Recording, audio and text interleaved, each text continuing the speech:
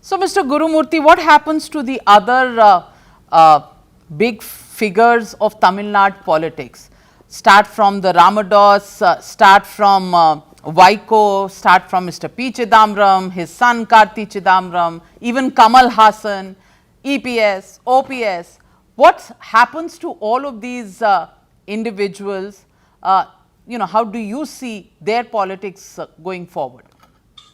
See, so far as Chidambaram is concerned, of course, it is linked to what the Congress is going to do.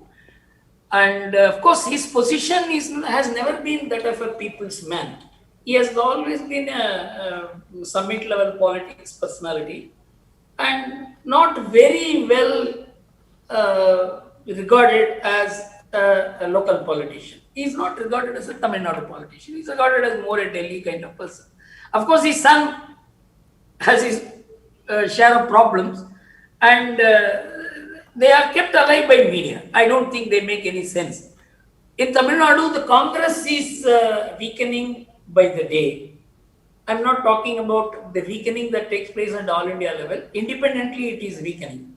So, Tamil Nadu Congress leaders are not going to make any sense individually. So, there is no use talking about Chidambaram or Karti Chidambaram or any other individual leader because they are just appointees, clerks appointed from Delhi. Nobody seen as a leader. There is no leader in Congress. Except that, as president, if they issue statement, it will appear in the newspaper. So far as Vaiko is concerned, one of the best minds in Tamil Nadu, he completely lost out because of his uncontrollable emotional way of taking decisions. I know him. In 1999, Advaniji asked me to go and tell him that he should become the petroleum minister because he's a clean man. In petroleum ministry, there is a lot of problems.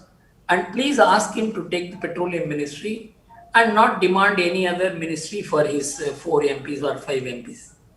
I went to Vaiko and asked him. Vaiko said, no, I don't want any position for myself. I want to build the party. And I want 3 minister state with independent status. I went and told Advaniji. Advaniji tried to talk to him. He didn't. Is that person? He completely deteriorated. Today he is nobody.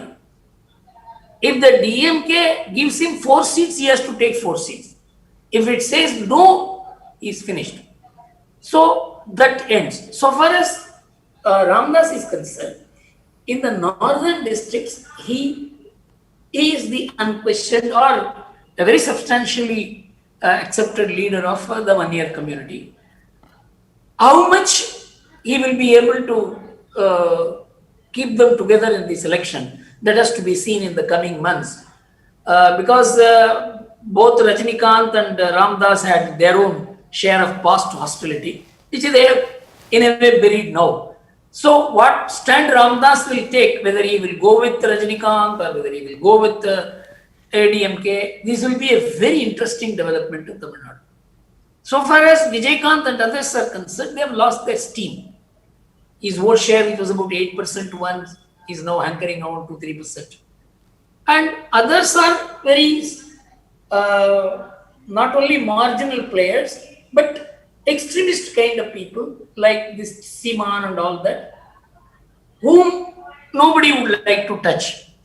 And of course, Kamal Hassan has a certain hold, but it is actually, Kamal Hassan is a pale version of the DMK ideology. That is also going to be a big problem. So he will not be able to fit into Rajini's scheme of things.